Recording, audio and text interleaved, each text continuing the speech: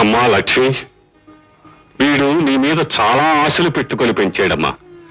ముళ్ళు గుచ్చుకుంటే అమ్మా అనడు, చెల్లమ్మా అంటాడు. అంత ప్రాణం నువ్వంటే. వాడి ఆశలకు తగ్గట్టుగానే పెరిగి పెద్దదానివయ్యావు. నిన్నొక అయ్య చేతిలో పెడితే వాడి బాధ్యత తీరుతుంది. మీ అమ్మా నాన్న ఇప్పుడు బ్రతికే ఉంటే మిమ్మల్ని చూసి ఎంత ఆనందించేవారో.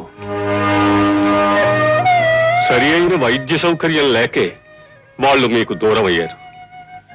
అలా మరొకరికి జరగకూడదని ఈ ఊళ్ళో ఒక పెద్ద హాస్పిటలు, ఒక అనాథ శరణాలయం, ఒక మంచి స్కూలు కట్టించాలని ఎప్పటి నుంచో కలలు కంటున్నాను. ఇన్నేళ్లైనా నా కోరిక కోరికలాగే మిగిలిపోయింది. ఆ దేవుడు ఎప్పటికి కరుణిస్తాడో, నా ఆశ ఎప్పటికి నెరవేరుతుందో. మీరేం బాధపడకండి స్వామి, మీ ఆశలన్నీ నేను తీరుస్తాను. ఎలాగైనా సరే డబ్బు సంపాదిస్తాను. మీరు అనుకున్నవన్నీ ఈ ఊళ్ళో కట్టించి తీరుతాను.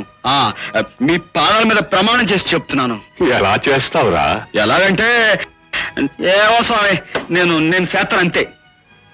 బండ సన్యాసి, ఆ శ్రీరామచంద్రుడు నీకు ఆ శక్తినివ్వాలని మనస్ఫూర్తిగా కోరుకుంటున్నాను. అందరూ ఇక్కడ అవుతూ చావాలా? అటు చావచ్చు కదేంటి? నీళ్ళని మురికైపోతున్నాయి. చదవాని ఇప్పుడే రావాలా?